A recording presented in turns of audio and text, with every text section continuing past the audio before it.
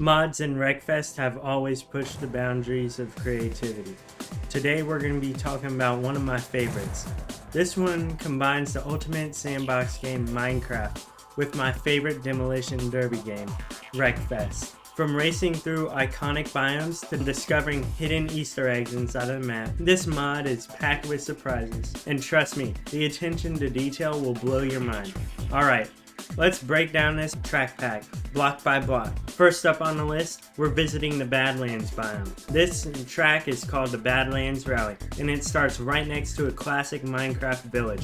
The track itself winds tightly through rugged red-stained cliffs, offering sharp turns and narrow paths that will test your precision and control. The combination of challenging corners and high-speed sprints makes this track both intense and rewarding to master. Next up, to keep our vibe with the Badlands, we're going to Red Canyon, where it shares some scenery with the Badlands Rally track, although the differences here are game changers. First off, the road width on Red Canyon is way more forgiving, making it the perfect playground for casual drifting. Ideal for those chill sessions where I'm just hanging out with my chat. Twitch is in the bio along with my Discord. What really sets this track apart though is the route options. You can drive into the depths of the valley for some tight scenic racing, or take it high on the plateau for an epic overview of the entire map. And hey, with the long course variation, you don't even have to choose. You get the best of both worlds in one unforgettable race. While Red Canyon offers a mix of racing experiences, this next track takes it up a notch, letting you race through the overworld and nether in the same race. Introducing the Netherlands. I like this track because what really sets this track apart is how it balances both beauty and challenge. You'll start off in the overworld and then you'll make it to the nether, where the track is more dangerous and filled with hazards. It's the perfect blend of excitement, challenge, and originality, and one of the most creative tracks I've seen in Wreckfest.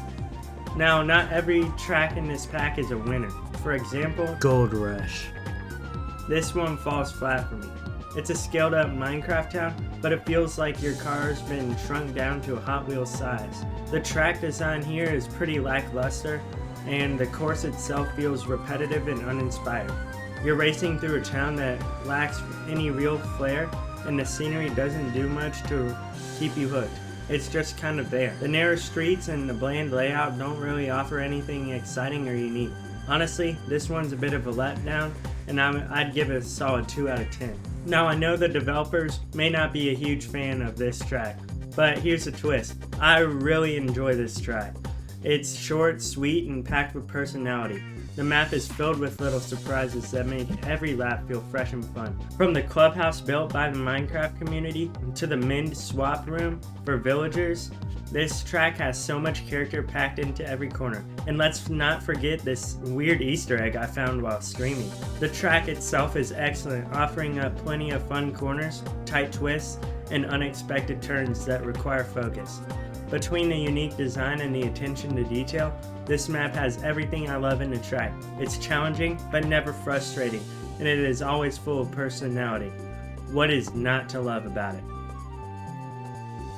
Ebintown Raceway is another track that I just can't get enough of. Much like the last one, it's bursting with personality. This track has towering windmills, a busy harbor, and many meme culture references featured in the racing advertisements around the track.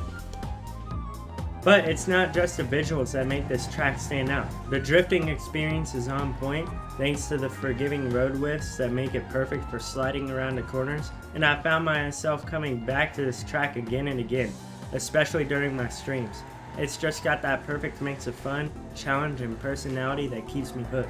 If you're all about precision and you want to hone your skills, then the S is the track for you. It's a brutal track that's filled with unforgiving corners, and there's no room for mistakes here. There's not really a lot more to talk about it, it's just really difficult.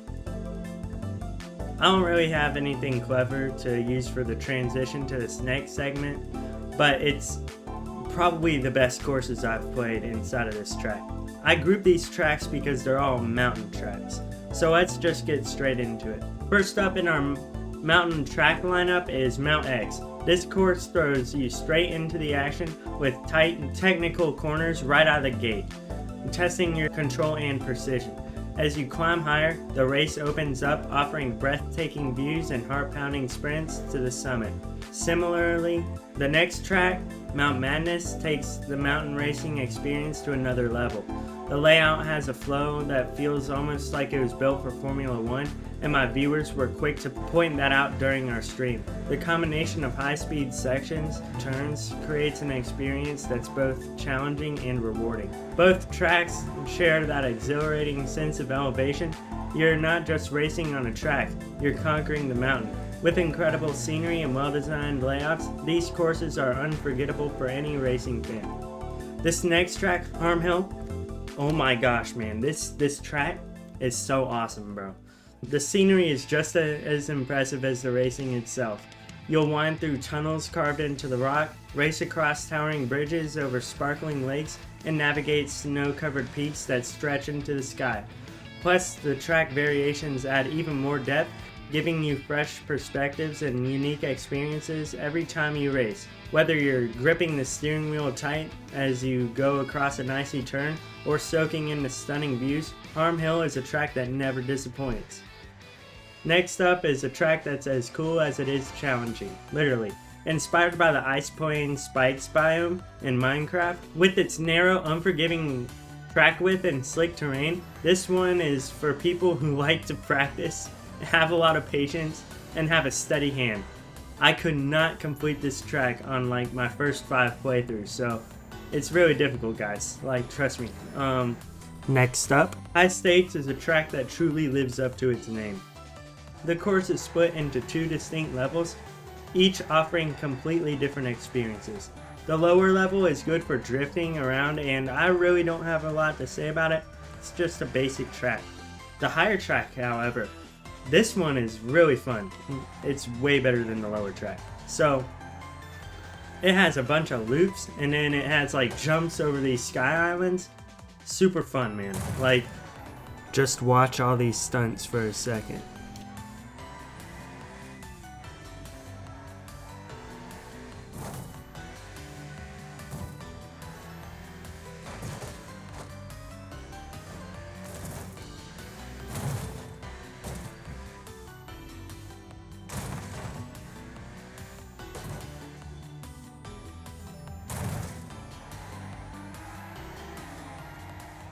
Next, we've got a batch of tracks that perfectly blend the charm of Minecraft with the classic feel of traditional race tracks and circuits.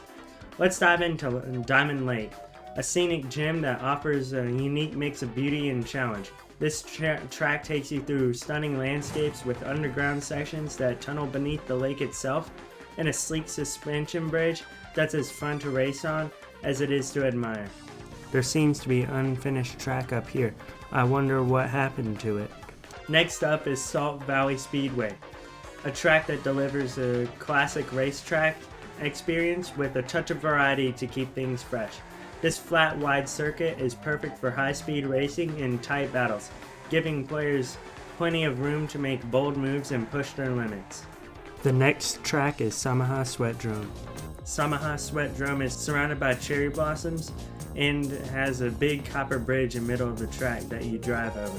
And it's a very chill track for those who just want casual drifting moments. Overall, this is another one of my favorite tracks.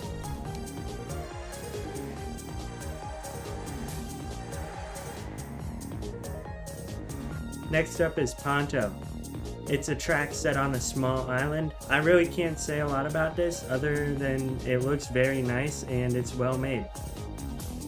Our next track is Stabbybrain Raceway, a track with a little bit of a personal touch. Based on the creator's own Minecraft server, it is a straightforward circuit set right within their world. While the layout itself is simple, what makes the track unique are the hidden gems you can discover when you go into spectator mode. You'll find secret rooms, dining halls, and other personal details that give this track a unique and immersive feel. Next up on the list is not really a racetrack, but the Plains of Wreckoning is a basic track that's more about testing your car's suspension than offering an exciting racing experience. There's no flashy scenery or hidden Easter eggs here, just rough, uneven terrain that'll really push your suspension to its limits. Next up, Surgetown is set inside of a Minecraft village. You go on a bridge over the ocean, so it's a nice change in scenery. Overall, I really like this track. Next up is the WOM. It's the only demolition arena inside of this track pack, and it's alright. I mean, it's really just a pit that you drop down and you're dead within 2 falls. I mean, there's really nothing else to say about it. Next up is, I'm pretty sure I'm pronouncing this incorrectly, Woestijn. That's how we're going to call it. Alright, it's a desert track that's all about high speeds and tight corners. The track has a great mix of fast straightaways where you can really floor it and tricky turns that demand your full attention. One cool touch that I like is the pillager outpost right near the finish line. It just adds a nice little touch, you know? So if you like dry, expansive desert racing, this track is for you. Following Woestijn, we're staying in the desert region for Samaha Bay. While it shares the same setting, the track has a different design approach. Samaha Bay features ramps and elevation changes that add dynamic twists to the race. Next up, it's another one of my personal favorites from this track, Waffle Air. It is seriously fun. So the track takes place on an abandoned airport, and it blends high-speed racing with like adventure. So like this track has crumbling hangars you can weave through. You can launch off ramps over rusted plains, and you can drift through remains of a parking garage. This setting is packed with like atmosphere, giving the race an exciting and post-apocalyptic vibe, I kind of feel like. Our final track for this video is the Weird and Crazy tracks. Basically, they're just fun tracks, almost like the lower and higher tracks we talked about earlier, except like they're more crazy.